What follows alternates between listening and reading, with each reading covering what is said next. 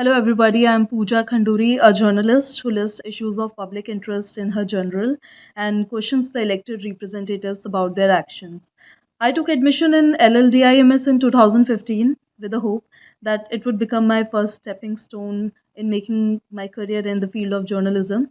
And it happened so. In 3 years of bachelor studies, I learned every skill here, which has made me a confident journalist today. And not only did this college improve my communication skills, but every subject studied here keeps me ahead of my competitors. Today, after 5 years of my struggle in this industry, now I'm working as a news anchor with Z News Group, and I know that the path ahead will be more difficult but interesting. For motivation, you're watching a person who neither had anyone in front of her nor anyone behind her to support her in this industry.